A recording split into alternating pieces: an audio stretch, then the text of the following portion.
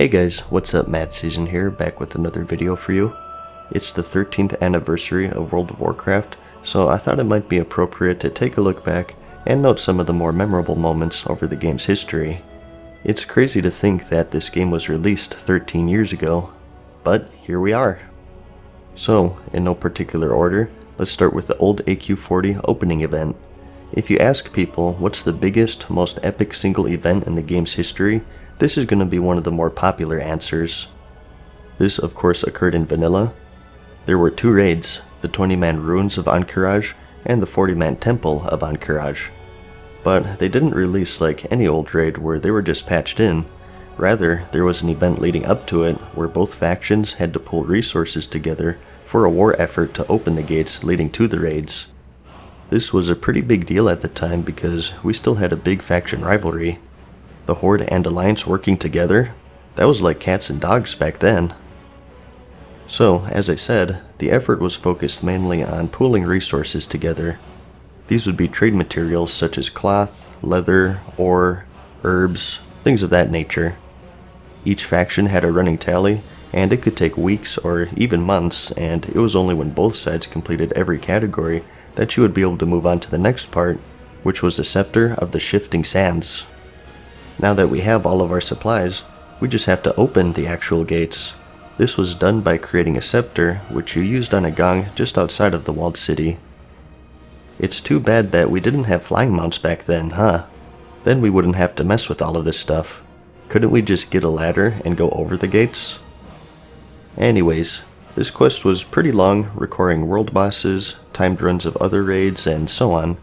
It's quite involved, and I don't want to go into too much depth here so this video isn't an hour long, but I'll have a link to the chain in the description if you're curious. The first player to make the scepter on your server, however, was awarded with some loot, and that was the legendary Black Kiraji mount and the Scarab Lord title, and anyone who completed the quest within 10 hours of that first person also got these items. And, with scepter in hand, you banged the gong and the inhabitants of Ahn'Qiraj came pouring out, and you would have thousands of people trying to take them down since they dropped some loot as well. Needless to say, the servers crashed several times. This portion of the event would go on for 10 hours, and almost the entire server would be present for it, and after it concluded, the gates opened and you could finally raid Ahn'Qiraj. So, two enemies working together for the first time in-game, crafting this ancient scepter, banging the gong, and chaos unleashing. It was quite the memorable event, and to commemorate it, Blizzard has an in-game mini-event on the 21st of January of each year. And next on the list we have something outside of the game. It's probably one of the most controversial things that I recall for World of Warcraft in its 13-year run so far, and that's the Real ID forum fiasco.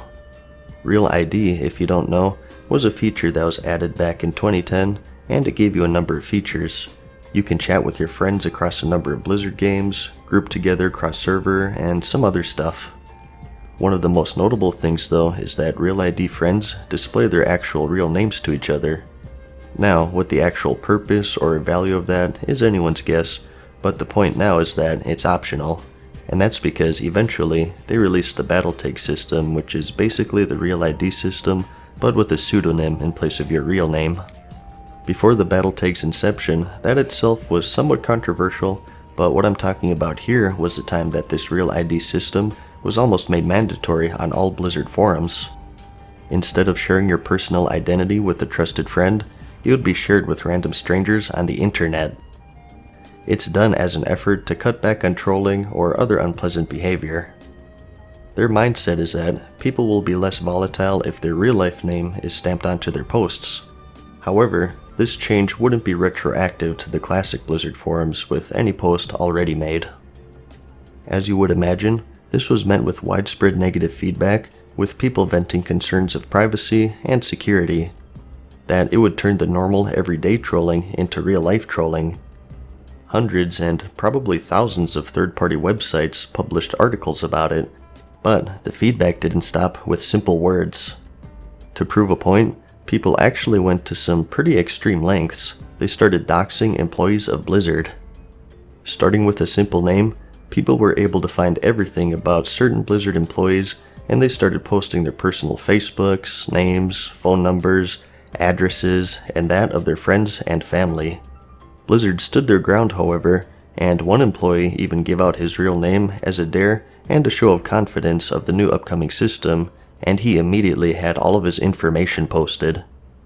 People posted notes on his front door, pizzas were ordered, they found his Facebook, which he soon deleted, and all sorts of stuff. And apparently, they did the same to his family members. So, in summary, it was a giant catastrophe, and just 3 days later, Blizzard officially announced the cancellation of the Real ID aspect of the forum changes. The forums were slightly less volatile due to the new rating system and more moderation, but to this day, it stands as one of the biggest controversies in World of Warcraft's history. Certainly memorable, but in a different sort of way. Let's go back in game for a moment. For this one, we're going to go over a moment that wasn't created by Blizzard, but rather the players. An event so big that it's used as a model for real-world research, and that's the Corrupted Blood Plague incident. Now, I know this has been covered to death, but let me give you a brief summary of just what the heck happened and how things got out of hand. In patch 1.7, we got a new raid called Zul'Gurub. This was a 20-man raid focusing on the jungle troll tribes of the Stranglethorn Vale Zone. The last boss, Hakar, is the source of the plague.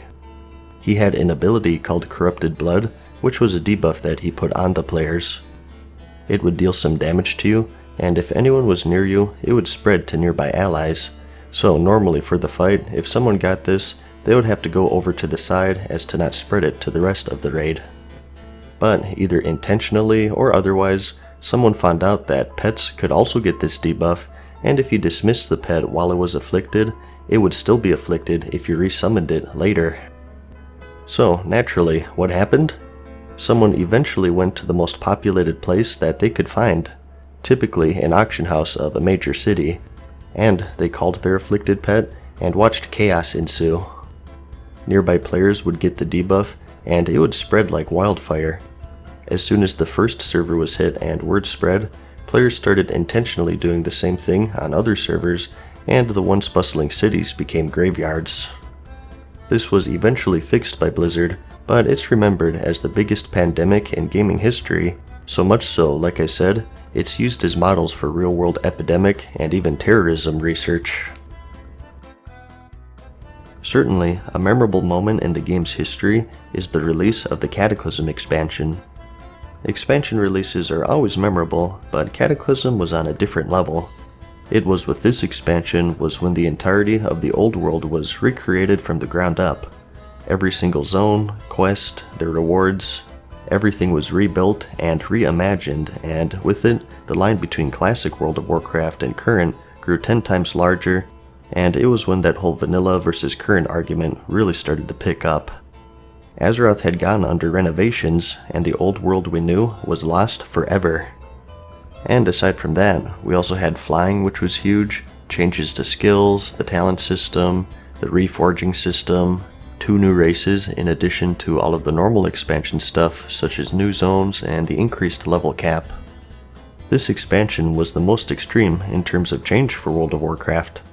Whether it was positive or negative is still a point of debate between players these days.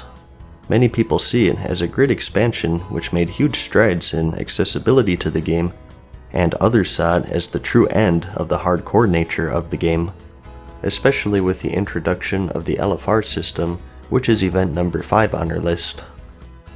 For its entire existence, the main course for most people in World of Warcraft is raiding. You level up to the max, you gear up initially through dungeons, join a guild, learn your class, etc. All for one thing, raiding. This all changed in patch 4.3, where you could complete the final raid, Dragon Soul, using the new Raid Finder system. The introduction of this feature was, and still is, a very polarizing thing between players.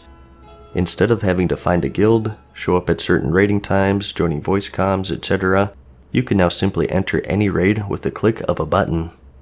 Access to the endgame is limited now just by your character level and a low gear level. And due to this, the boss fights themselves are pretty easy and watered down to compensate for no communication, people not reading up on strategies, and so on. Before, the reason you would raid, of course, was gear, but also to see how the expansion unfolds, to quote, finish the game, and I use quotes there because you can't truly finish an MMO. Now, with LFR, the only reason to do the harder raids is for better gear. Everyone can now finish the expansion without needing to put that effort into it. Some people like this because they want to experience the whole game without having to dedicate time to it that they don't have. And others see it as an unacceptable slap in the face that someone who plays far less than them is gifted the privilege of seeing the same content as them. Like I said, it's a really polarizing thing. It had a huge effect on that endgame raiding experience, and it's a big point of debate even to this day. A big change in an expansion that brought even more changes. Next, we have something on the same level as the Corrupted Blood Plague that I mentioned earlier, and that's the Zombie Infestation event. This was part of the second Scourge invasion, which preceded the Wrath of the Lich King expansion. The Lich King was coming, and what an entrance he made. The event worked in phases and progressively grew worse over time. For Phase 1, conspicuous crates would appear in the Booty Bay hub, infecting any players who interacted with them. Unless the player was cleansed of their affliction, in 10 minutes they would become a zombie and would be able to attack other players to infect them. But Booty Bay was pretty far out of the way, and 10 minutes is plenty of time to cure the disease, and you also had special non-player characters in the major cities that would cleanse it for you. So it wasn't a big worry until Phase 2 started one day later. That's because these conspicuous crates were transported to all of the major cities, greatly increasing the player's exposure to them. In addition, plagued vermin also started popping up within the cities, and they spread the plague as well. And the incubation period for the disease was cut in half to 5 minutes. The day after that, plagued resident non-player characters would wander into the low-level zones outside of the major cities and begin attacking players and spreading the disease even further. And a day later, in Phase 4, the incubation period shortened further to 2 minutes, and the number of healers in the cities was growing smaller. All the while, the disease grew a resistance to curing and was becoming more potent. By this point, the cities were in chaos, and players who entered them would find themselves under constant attack by an army of undead, and they too would become plagued and spread it to others. And it wasn't limited to just the cities. Even out-of-the-way leveling areas weren't safe from the infestation. It's very similar to the unintentional Corrupted Blood Plague incident. I think Blizzard saw the potential in it and planned this whole event in a similar way. Some people loved it, and others got really angry and made posts on the forums threatening to quit. It was quite the memorable moment, the likes of which we'll probably never see again. The last moment I wanted to cover for this episode is more on a personal level. Instead of something being game-wide with other people, this involves just you, and that's hitting the max, level 60, in vanilla World of Warcraft. Leveling back then was actually a pretty big deal. Nowadays, with heirlooms, XP potions, better quests, the dungeon finder, and so on, you can get to the max level in a few days. It's possible. But in vanilla, you had a 60 level journey in the old world, and it would take months. The quests were far more sparse, and it wasn't uncommon to run out of them at certain level ranges and having to grind mobs or dungeons to fill the gap. And the actual quests themselves were much harder, not due to just the enemies being tough, but also the class balance. Depending on your class, pulling 2 enemies would be a death wish as opposed to how it is now, where you can pull and kill several with ease. And not only that, but you also had group quests where you needed to kill elite enemies. The dungeon finder didn't exist, so you had to run across the world to actually reach them. And they were guarded by elite enemies, so you had to go with your group. Flying mounts didn't exist, so travel was far slower in general.